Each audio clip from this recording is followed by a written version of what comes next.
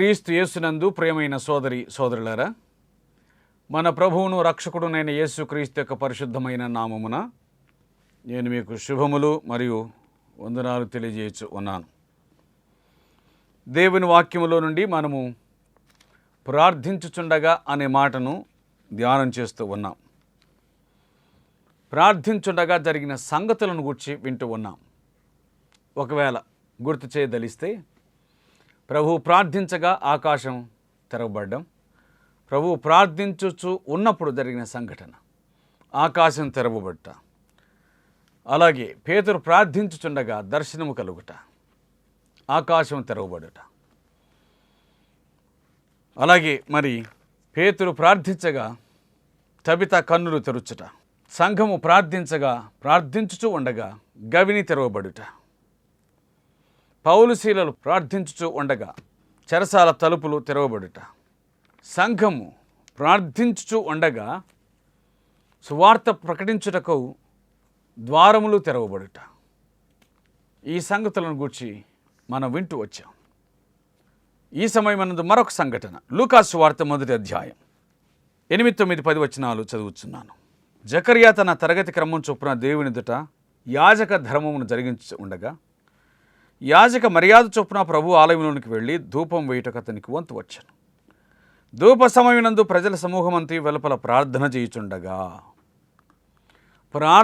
చేయుచుండగా ప్రభువు దూత ధూపవేదిక కుడివైపున నిలిచి అతనికి కనబడగా,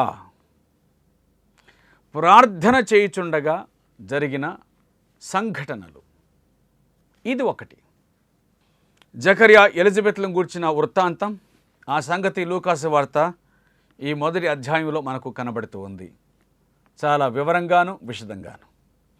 వారిద్దరు కూడా దేవుని యందు భయభక్తులు కలిగిన వారని, ప్రభు యొక్క సకలమైన ఆజ్ఞల చొప్పున జీవించిన వారు అని, న్యాయవిధుల చొప్పున నడుచుకున్న వారని, దేవుని దృష్టికి నీతిమంతులు అని, ఇలాగున లోపరహితమైన వారి జీవితాన్ని గూర్చి దేవుని వాక్యం వివరంగా చెప్పింది. వారి కుటుంబ జీవితంలోని లోపమును గూర్చి కూడా దైవ గ్రంథం చెప్పింది. అయితే వారికి పిల్లలు లేకపోయిరి, వారు బహుకాలము గడిచిన వృద్ధులైరి. ఇది వారిని గూర్చిన విషయం. అయితే వారు మాత్రం క్రమం చొప్పున దేవుని ఎదుట యాజక ధర్మం జరిగించుట మానలేదు. భక్తిపరులు శరీర సంబంధమైన కొరతలను లెక్క చేయరని గుర్తుంచుకుందాం. నాకు అది లేదు, నాకు ఇది లేదు. భక్తిపరుడికి భౌతిక కొరతలు ఎన్నడే కానీ కొరగానివి. అందుచేత వారు ఎన్నడే కానీ దాని గూర్చి చింతించిన వారు కాదు, కానీ ప్రార్థించినారు. ప్రార్థించరా? గొడ్రాలైన హన్న ప్రార్థించలేదా? ఇస్సాకు తన భార్య కోసం ప్రార్థించలేదా? ప్రార్థించారు. కొరతలు కలిగిన వారు ప్రార్థన చేశారు, కానీ వారికి ప్రార్థనలో కొరత లేదు. కొరతలు కలిగిన వారై ప్రార్థన చేశారు, కానీ ప్రార్థనను మాత్రం కొరతగా కలిగిన వారు కారు. అలాగని దైవ సంబంధమైన కార్యములను మానుకొనిన వారు కూడా కాదు. కాబట్టి వారు దేవుని పని. భౌతిక కొరతలు దేవుని క్రమమును తప్పించలేదు. భౌతిక కొరతలు యాజక ధర్మాన్ని తప్పించలేదు. భౌతికమైన కొరతలు భక్తి నుంచి దూరం చేయలేదు. దేవునికి స్తోత్రం కలుగునుగాక. ఇది మనమును మన జీవితాల్లో గ్రహించవలసిన విషయం. ఎప్పుడే కానీ భక్తి జీవితం భౌతిక జీవితానికి అతుకు పెట్టకూడదు. నేను ఇంత భక్తి కలిగి ఉన్నాను కాబట్టి దేవుడు నాకు సహాయం చేయాలి, నేను ఇంత భక్తి కలిగి ఉన్నాను కాబట్టి దేవుడు నన్ను కనికరించాలి, కానే కాదు. మనం జ్ఞాపకం చేసుకునవలసిన విషయం ఏంటంటే, భౌతిక జీవితంలో ఉన్న కొరతలను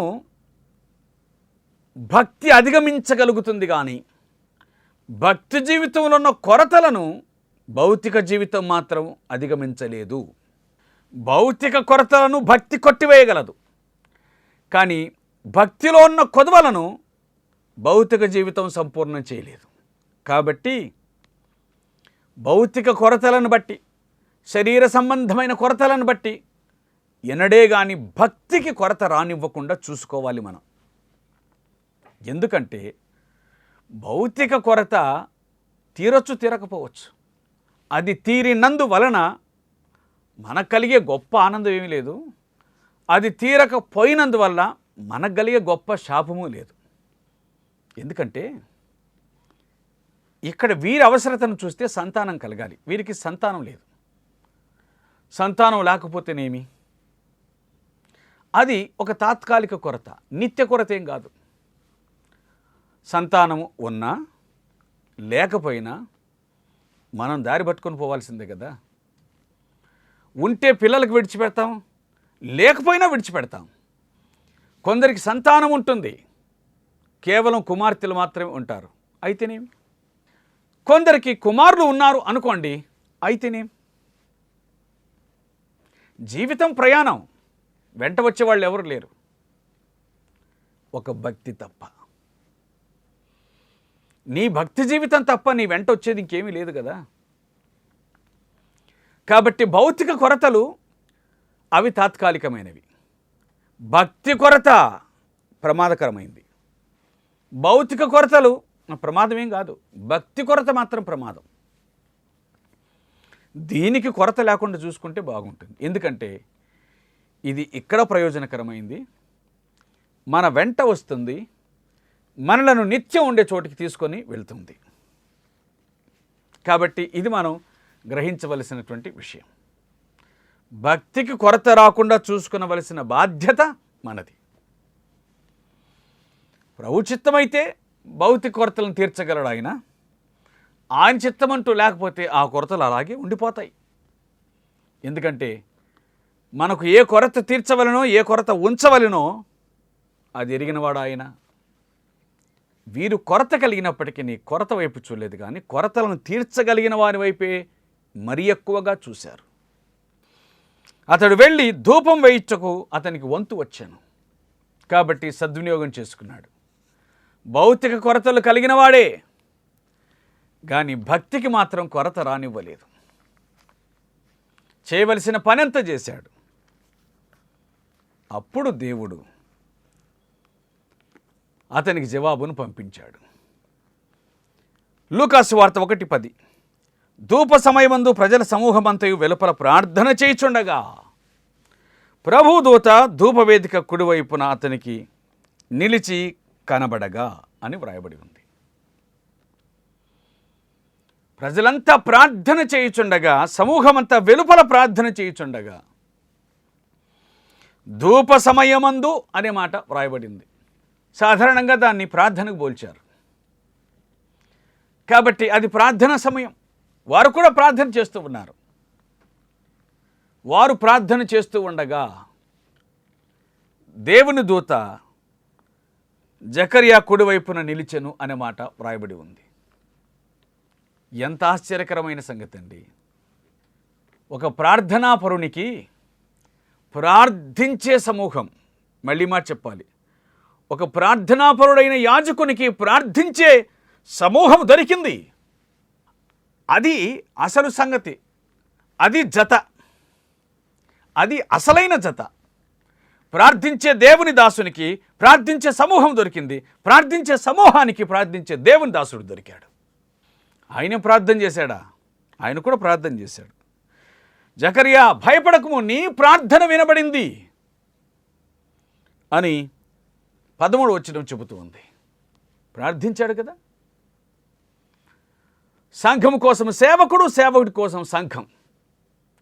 ప్రార్థించవలసిన ఆవశ్యకత దైవ గ్రంథం గుర్తు చేస్తూ ఉంది. ప్రియులారా, దీనిని మనం మరిచిపోకుందుము గాక. ఇది మనకు కావాలి, ఇది మన అవసరత అని మనం గుర్తుంచుకుందాం. ప్రార్థించేటువంటి సేవకుడికి సంఘం ప్రార్థించే సంఘంగా ఉంది. ప్రార్థించే సంఘానికి సేవకుడు ప్రార్థించే సేవకుడిగా ఉన్నాడు. ఒక మాట చెప్పాలంటే, భక్తి కొరత లేని సమూహం, భక్తి కొరత లేని సేవకుడు. భౌతిక కొరతలు ఉన్నాయి, భక్తి కొరత లేదు. ఏది ప్రాముఖ్యమో దాని కొరత లేదు, ఏది ప్రాధాన్యమో దాని కొరత లేదు, ఏది అప్రధాన్యమో దాని కొరత ఉంది. కానీ తీర్చగలిగిన వాడు దేవుడే, కొరతలను తీర్చగలిగిన వాడు దేవుడే. ఇప్పుడు ఈ మాట చెప్పాలి, సమూహమంతయు ప్రార్థించుచుండగా తన దాసునికి కలిగిన కొరతను దేవుడు తీర్చాడు. తన దాసునికి కలిగిన కొరతను దేవుడు తీర్చాడు. ప్రార్థన కొరతలను తీర్చున్నది. ప్రార్థించుచుండగా కొరతలు తొలగిపోయాయి అనే విషయం దేవుని వాక్యం జ్ఞాపకం చేస్తూ ఉంది.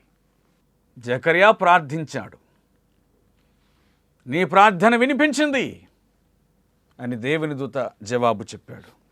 జకర్యా, భయపడకుము, నీ ప్రార్థన వినబడినది.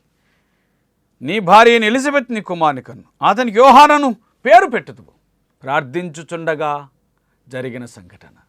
సమూహము వెలుపల ప్రార్థన చేస్తూ ఉంటే లోపల దేవుని దూత జకర్యాకు సంగతిని తెలియజేస్తూ ఉన్నాడు. ఎంత గొప్ప ఆశ్చర్యం! ఏమిటి ఆశ్చర్యం అంటే, వారు బహుకాలం గడిచిన వృద్ధులైరి అనే మాట ఉంది కదా. వృద్ధాప్యంలో దేవుడు సంతానాన్ని ఇవ్వబోతున్నాడు. ఇది ఒక విధంగా ఆశ్చర్యకరమైనటువంటి విషయం. ఎందుకంటే ప్రార్థన వారిది, ప్రార్థించే సమయం వారిది, కానీ ప్రార్థనకు జవాబిచ్చే సమయం మాత్రం దేవుడిది. వారు ఎక్స్పెక్ట్ చేసి ఉండవచ్చు, మా ప్రార్థనను దేవుడు వింటాడు, మాకు కుమారుని దయచేస్తాడు అని వారి యవ్వన కాలమంతా కూడా వేచి ఉండవచ్చు. ప్రార్థించి ప్రార్థించి ప్రార్థించి ప్రార్థించి వారు ముసలోళ్ళు అయ్యారు. కానీ వారి ప్రార్థన మాత్రం తాజాగానే ఉంది. అదే దేవుడు మన జీవితాల్లో మన నుంచి ఆశించేది. మనకు వృద్ధాప్యం రావచ్చు, మన నోటికి వృద్ధాప్యం రావచ్చు, మనం చేసే ప్రార్థనకు మాత్రం వృద్ధాప్యపు ఛాయలు రాకూడదు. ప్రార్థన మెత్తబడకూడదు, ప్రార్థన చల్లబడకూడదు, ప్రార్థన చులకన కాకూడదు. మనం నిత్యము ప్రార్థించేటువంటి ప్రార్థన ఆశించినప్పుడు ఎలాగుండిందో దొరకనప్పుడు కూడా అట్లాగే ఉండాలి. ఆ ఏక మనస్సును దేవుడు చూస్తాడు. సమూహమంతా వెలుపల ప్రార్థిస్తూ ఉంటే దేవుడు తన దాసునికి జవాబును ఇస్తూ ఉన్నాడు. ఏమిటా జవాబు అంటే, నీ ప్రార్థన వినబడింది. అసలు ప్రభు మనతో ఈ మాట చెప్పే రోజు ఎప్పుడొస్తుందో ఏమో, నీ ప్రార్థన వినబడింది అని. మన ప్రార్థనకు జవాబు దొరికిన రోజు ఎంత ఆనందం, ఎంత సంతోషం. నీ ప్రార్థన వినబడింది, దేవదూతనే తన యొద్దకు వచ్చి ఆ మాట చెప్పడం ఎంత సంతోషించదగినటువంటి విషయం. జకర్యా, నీ ప్రార్థన వినబడింది. నీ భార్యని ఎలిజబెత్ నీ కుమారుని కనును. ప్రార్థన వినబడింది అని మాత్రమే ముగించలేదు, కానీ డీటెయిల్స్ చెప్పాడు, వివరాలన్నీ విశదపరిచాడు. నీ భార్య నీకు కుమారుని కంటుంది, సేమ్ అబ్రహాం లాగా. నీవు అతనికి యోహానను పేరు పెడతావు. ప్రభు అయిన యేసుక్రీస్తు కంటే ముందుగా పేరు పెట్టబడినవాడు ఇతడు. పుట్టకముందే పేరు పెట్టబడిన 7 మందిలో ఇతడు 6వ వాడు. మొదటివాడు ఇష్మాయేలు, ఆఖరివాడు ప్రభు అయిన యేసుక్రీస్తు. ఆయన కంటే ముందున్నటువంటి ఇతడు 6వ వాడు, పుట్టకముందే పేరు పెట్టబడినవారు. అతనికి యోహానను పేరు పెట్టుదువు.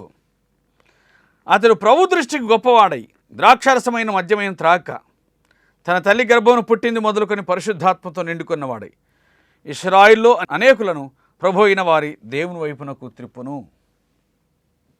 అతడు ఏలి ఆత్మశక్తి కలిగిన వాడు కాబట్టి ఆయనకు ముందుగా వెళ్ళును గనుక నీకు మహా సంతోషమును మహా ఆనందమును, నీకు సంతోషమును మహా ఆనందమును కలుగురు. అతడు పుట్టినందువల్ల అనేకులు సంతోషింతురు అనెను. ఇది దేవుని దూత చెప్పినటువంటి మాట. ప్రార్థించుచు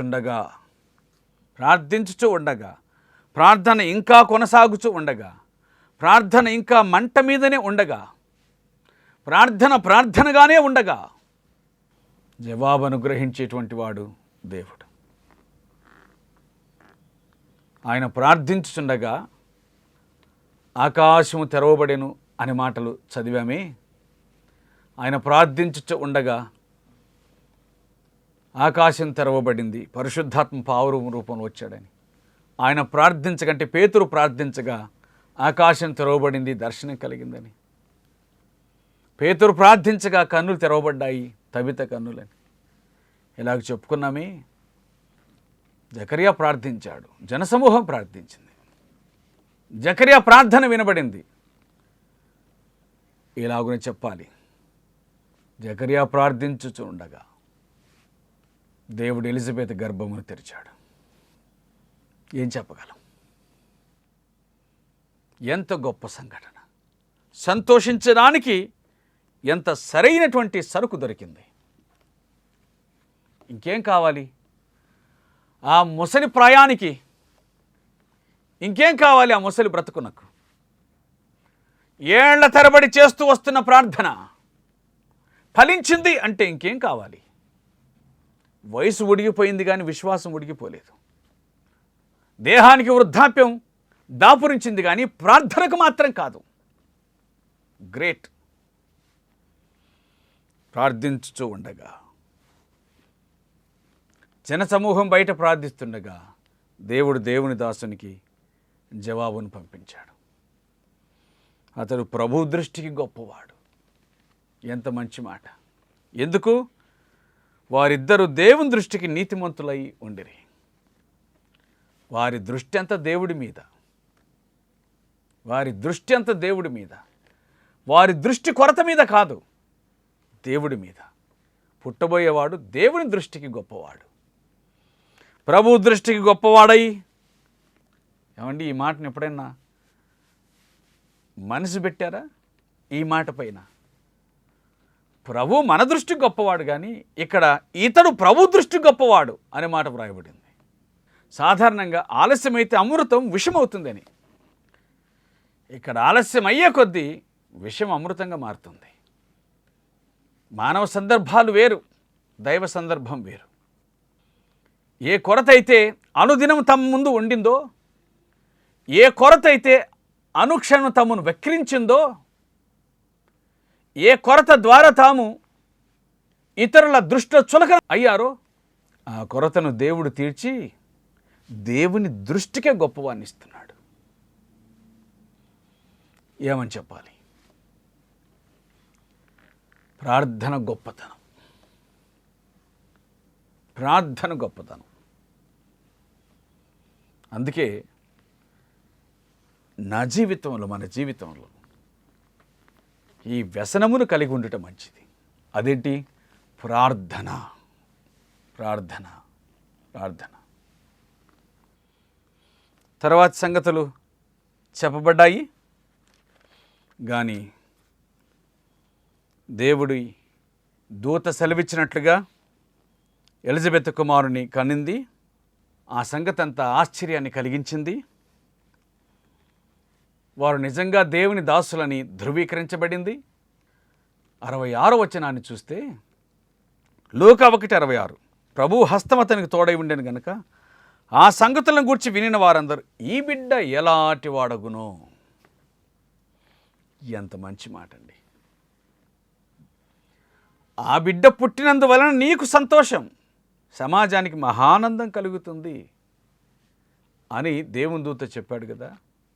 ఆ బిడ్డ ఎలాంటి వాడగునో అని ఆ ప్రజలందరూ వాటిని తమ మనస్సులో ఉంచుకొనిరి అని వ్రాయబడి ఉంది. ఆ బిడ్డ బాప్తిస్మం ఇచ్చిన యోహాను, అతని తండ్రి జకర్యా. తండ్రి ఎంత గొప్పవాడో కుమారుడు అంతకంటే గొప్పవాడు. ప్రభు మార్గాన్ని సరళం చేయటానికి ముందుగా పంపబడినవాడు. నూతన నిబంధన గ్రంథంలో, సువార్తల్లో మొదటి హతసాక్షి. అత్యల్పకాలం పరిచర్య చేశాడు, మిగిలిపోయే పరిచర్య చేశాడు, చెరిగిపోని పరిచర్య చేశాడు. జీవితం అలాగే ఉంది, ప్రవర్తన అలాగే ఉంది, మాట అట్లాగే కటువుగానే ఉంది. రాజీపడని తత్వం. ప్రభు దృష్టికి గొప్పవాడంటే గొప్పవాడిగానే బతికాడు. అంత ధైర్యవంతుడిగా జీవించాడు. మరణం అంటారా? ఎలా చచ్చిపోతామో ఎవరికి తెలుసు? మరణం మీద మనసు పెట్టకండి, జీవించే జీవితం మీద మనసు పెట్టండి. ప్రభు దృష్టికి గొప్పవాడు చాలు, హేరోదే దృష్టికి గొప్పవాడు కాకపోవచ్చు. దేవుని దృష్టికి ఇష్టమైంది మనుషుల దృష్టికి అది నీచంగా ఉండొచ్చు. మనుషుల దృష్టి ఎవరికి కావాలి? దేవుని దృష్టికి గొప్పవాడు, చరిత్రలో మిగిలిపోయేటువంటి కుమారుడు. ప్రార్థించుచూ ఉండగా, ఆ ప్రార్థన అయిపోకముందే, జనసమూహం యొక్క ప్రార్థన అయిపోకముందే దేవుడు జవాబిచ్చాడు. అలాంటి ప్రార్థనా జీవితాన్ని వ్యక్తిగతంగా మనం కలిగి ఉందాం. జకర్యా నీ ప్రార్థన వినబడింది. జనసమూహం చేసే ప్రార్థన వినబడింది కాదు, నీ ప్రార్థన వినబడింది. కానీ సంఘటన జనసమూహమంతా ప్రార్థించుచుండగా జరిగింది. అలాంటి ప్రార్థనను కలిగి భక్తి జీవితాన్ని స్థిరపరచుకుందాం. ప్రభు ఈ మాటలను దీవించునుగాక. కృపగలిగిన తండ్రి, మీకు స్తోత్రాలు, నిండు కృతజ్ఞతాస్తుతులు, వందనములను చెల్లించుకునొచ్చు ఉన్నాం. మా జీవితాల్లో మీ ప్రేమ గొప్పది, శ్రేష్టమైనది, అపారమైంది. అందును బట్టి మిమ్మల్ని స్తుతిస్తున్నాం. నీ కృపాతిశయం చేత మమ్మల్ని దర్శించి జ్ఞాపకం చేసుకుని మాకివ్వండి. అడిగిన వాటిని మీరు దయతో దయచేయండి. మీ బిడ్డలు ఏ కొరతను కలిగి ఉన్నారో తీర్చండి. అయినా మా కొరతలు భక్తి కొరత లేకుండా చేయండి. మేము భక్తి యందు శ్రేష్ఠులమై ధన్యులమగినట్లుగా సహాయం చేసి మహిమ పొందండి. మా మనవులు ఆలకించి బలపరచండి. యేసుక్రీస్తు నామమున వేడుకొనుచున్నాము తండ్రి. ఆమెన్.